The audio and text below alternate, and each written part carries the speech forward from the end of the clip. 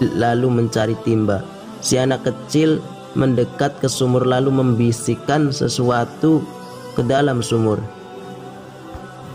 Tiba-tiba air sumur itu meluap ke atas.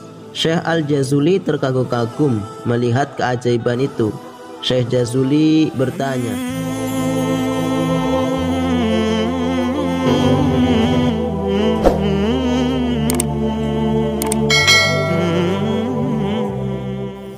Assalamualaikum warahmatullahi wabarakatuh.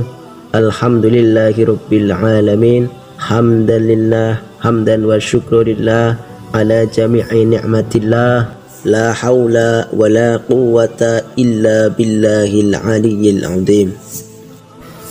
Allahumma sholli wa sallim wa barik ala sayyidina Muhammad wa ala ali sayyidina Muhammad. Rabbi israh li sadri wa yassir li amri wahlul 'uqdatam min lisani yafqahu qawli, amma ba'd. Halo sobat YouTube semua, semoga kalian selalu dalam lindungan Allah Subhanahu wa taala dan semoga selalu dalam keadaan sehat walafiat, dan semoga selalu diberikan kelapangan rizki dan diberikan kemudahan dalam mencarinya. Amin ya rabbal alamin. Setiap manusia pasti ingin segala hajat dan kebutuhannya bisa tercukupi dan terkabulkan. Maka banyak dari mereka yang telah melakukan segala ikhtiar secara umum seperti bekerja dan berbisnis dan sebagainya. Dan banyak daripada mereka yang berhasil dan sukses, tapi banyak juga dari mereka yang gagal dan tak sesuai dengan harapan. Dan segala macam ikhtiar harus disertai dengan doa atau meminta kepada Allah Subhanahu wa taala agar kita terhindar daripada orang yang sombong. Maka ketiga hal ini harus bersinergi agar ikhtiar yang kita lakukan bisa maksimal, dan salah satu penyebab ikhtiar berhasil adalah dengan doa. Dan doa yang paling mustajab untuk kita amalkan adalah membaca sholawat kepada Nabi Muhammad SAW secara istiqomah. Karena istiqomah itu lebih baik daripada 1000 karomah, dan Allah sangat suka dengan mereka yang berbuat baik dan taat. Tapi Allah lebih suka dengan mereka yang selalu beristiqomah dalam hal kebaikan. Salah satunya membaca sholawat. Seperti yang pernah saya sampaikan kepada kalian, beberapa keajaiban sholawat Nabi yang sangat luar biasa. Dan apa kunci dari keberhasilan meraih keajaiban sholawat Nabi? Jawabannya yaitu dengan selalu beristiqomah secara terus menerus. Dan kenapa sih kita harus istiqomah membaca sholawat dan bukan tasbih misalnya atau wiridan yang lain? Jawabannya yaitu ketika engkau membaca tasbih dan zikir, tahlil dan zikir yang bukan sholawat, maka engkau hanya mendapatkan seperti pahala, rahmat dan ampunan Allah Subhanahu wa taala.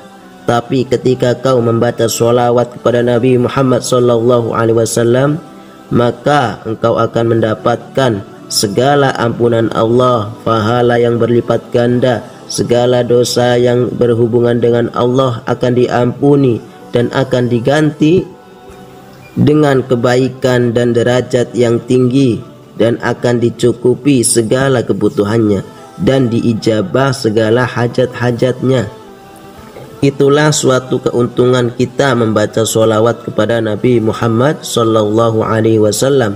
Seperti dalam satu kisah, ada seorang hamba yang ahli zikir yang datang kepada Rasulullah SAW, dan dia bertanya kepada Nabi Muhammad SAW ketika beliau sedang memberikan nasihat.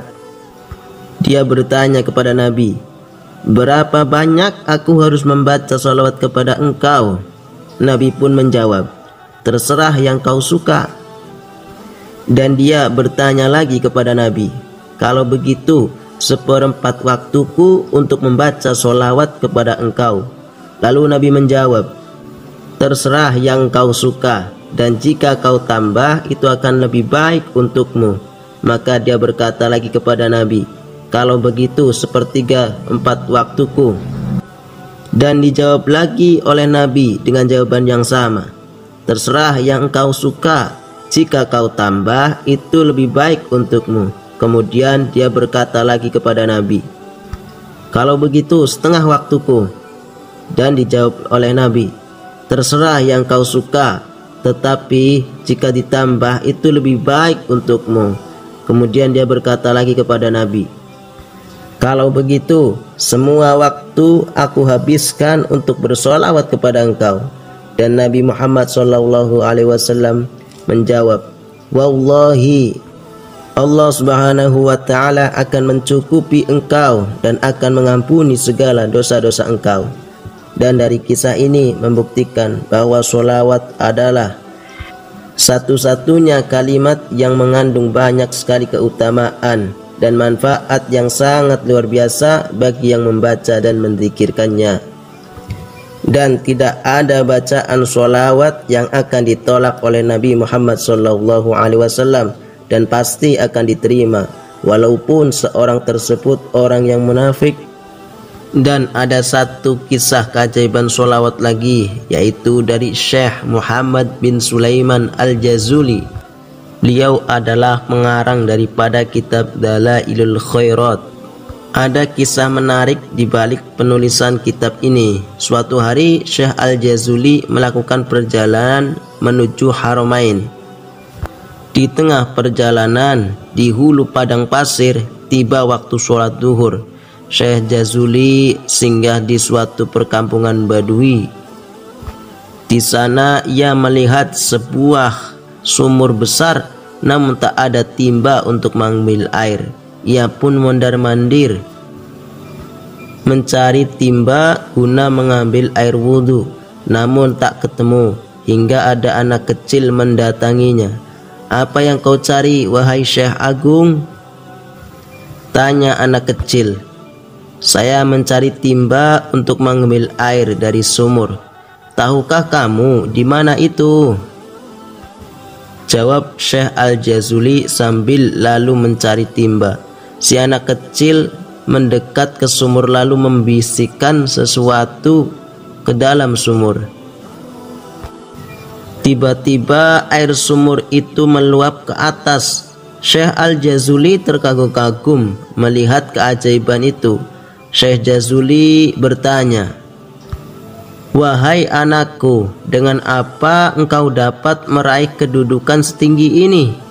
Anak kecil itu menjawab, "Dengan memperbanyak membaca sholawat kepada orang yang apabila ia Nabi Muhammad dalam kurung berjalan di padang belantara, binatang-binatang buas akan mengibas-ngibaskan ekornya dalam kurung menjadi jinak." Setelah mendengar penuturan anak kecil itu, Syekh lantar bernazar untuk menyusun sebuah kitab yang membahas tentang bersolawat untuk Nabi Muhammad SAW. Dan itu tadi adalah keutamaan daripada solawat. Semoga kita semua termasuk daripada orang yang istiqomah membaca solawat kepada Nabi Muhammad SAW.